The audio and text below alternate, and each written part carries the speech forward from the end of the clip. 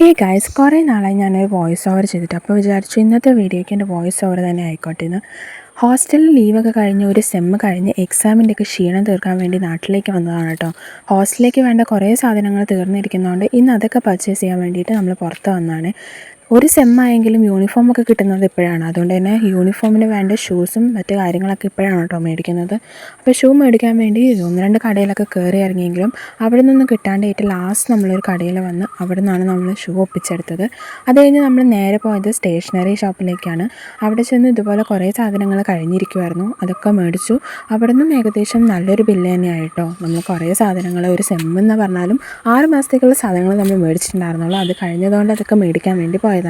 ഇത് കഴിഞ്ഞ് നമ്മൾ ഇറങ്ങി പിന്നെ പോയത് ഫുഡ് കഴിക്കാൻ വേണ്ടിയിട്ടാട്ടോ. കുറേ ദൂരം നടന്നുകൊണ്ട് തന്നെ നല്ല വിശപ്പുണ്ടായിരുന്നു കേട്ടോ. അത് കഴിഞ്ഞ് നമ്മൾ ഫുഡ് കഴിക്കാൻ കയറുന്നത് നമ്മൾ ഏകദേശം സ്ഥിരം കഴിക്കാറുള്ള കടയിൽ നിന്ന് തന്നെയാണ്. അവിടുന്ന് അൽഫാമാണ് വാങ്ങിയത്. അവിടുത്തെ അൽഫാമിന് ഒരു പ്രത്യേക ടേസ്റ്റാണ് കേട്ടോ. പിന്നെ അൽഫാം ടേസ്റ്റ് ഉണ്ടെങ്കിലും ഇല്ലെങ്കിലും നമ്മുടെ ഫേവറേറ്റ് ഫുഡായതുകൊണ്ട് നമ്മൾ കഴിക്കുമല്ലോ. പിന്നെ പ്രത്യേകിച്ചും ഹോസ്റ്റലേഴ്സിനെ റിലേറ്റ് ചെയ്യാൻ പറ്റുന്ന ഒരു കാര്യമാണ്. ഇതൊക്കെ വീട്ടിൽ നിൽക്കുമ്പോൾ നമ്മൾ പെട്ടെന്ന് കഴിക്കും. പക്ഷേ ഹോസ്റ്റലിൽ ഇരിക്കുന്ന സമയത്ത് വീഡിയോസിലൊക്കെ കാണുമ്പോൾ അയ്യോ കഴിക്കണമല്ലോ എന്ന് വിചാരിക്കും. പിന്നെ നാട്ടിലേക്ക് എങ്ങനെയെങ്കിലും ഒന്ന് പോയാൽ മതി എന്നുള്ള ഒരു തോട്ടം മാത്രമായിരിക്കും. ഹോസ്റ്റലേഴ്സിന് മാത്രമേ അത് റിലേറ്റ് ചെയ്യാൻ പറ്റുള്ളൂ.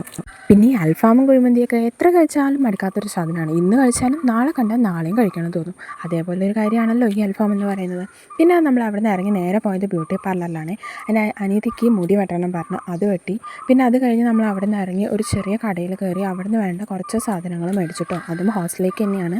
തീർന്ന സാധനങ്ങൾ ഓരോന്നോരോന്നായിട്ട് ഓർക്കുന്നതനുസരിച്ചാണ് കേട്ടോ മേടിച്ചുകൊണ്ടിരുന്നത്. അത് കഴിഞ്ഞ് നമ്മൾ വീട്ടിൽ പോയി നൈറ്റായിട്ട് നമ്മളൊരു മൂവിക്ക് ടിക്കറ്റ് എടുത്തിട്ടുണ്ടായിരുന്നു.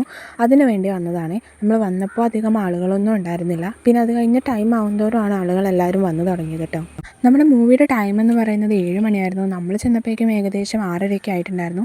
അതുകൊണ്ട് നേരത്തെ ആയതുകൊണ്ട് നമ്മളൊരു കോഫിയൊക്കെ കുടിച്ച് കുറച്ച് നേരം അവിടെ ഇരുന്നതിന് ശേഷമാണ് മൂവിക്ക് കയറിയത്. മൂവിക്ക് കയറുമ്പോഴും അത്യാവശ്യം ആൾ കുറവായിരുന്നു. പിന്നീട് മൂവി തുടങ്ങിയ സമയത്താണ് ആളുകൾ വന്നുകൊണ്ടിരുന്നത്. അത്യാവശ്യം ആളുകളുണ്ടായിരുന്നു. 7 മണിയുടെ ടൈം ആയതുകൊണ്ട് തന്നെ അത്യാവശ്യം ആളുകൾ ഉണ്ടായിരുന്ന ഒരു മൂവിയാണ് കേട്ടോ. പിന്നെ മൂവി എന്ന് പറഞ്ഞാൽ അത്ര ഗുഡ് ഇല്ലെങ്കിലും ഒരു ആവറേജ് ഓക്കെ മൂവിയായിരുന്നു. ഒരു തവണയൊക്കെ കണ്ടിരിക്കാനുള്ള മൂവി ഉണ്ടായിരുന്നു. പിന്നെ മൂവിയുടെ പേര് എക്കോ എന്നായിരുന്നു. പിന്നെ നമ്മൾ വിചാരിക്കുന്ന അത്രയൊന്നും മൂവിയിൽ വരുന്നില്ലെങ്കിലും വലിയ എക്സ്പെക്റ്റേഷൻ ഇല്ലാതെ പോയാൽ കാണാൻ പറ്റുന്ന ഒരു മൂവി തന്നെയാണ്. പിന്നെ ഇൻ്റർവെൽ നമ്മൾ പോപ്കോൺ മേടിച്ചു, അത് കഴിച്ചു. ബാക്കി മൂവി പോപ്കോൺ തിന്നുകൊണ്ട് തന്നെ കണ്ടു. മൂവി കഴിഞ്ഞപ്പോഴേക്കും നൈറ്റ് ആയിട്ടോ. പിന്നെ ഞങ്ങൾ അധികം നേരം അവിടെ നിന്നില്ല. അപ്പോൾ ഇന്നത്തെ ഇത്രയും ഉണ്ടായിരുന്നുള്ളൂ. ടാറ്റാ.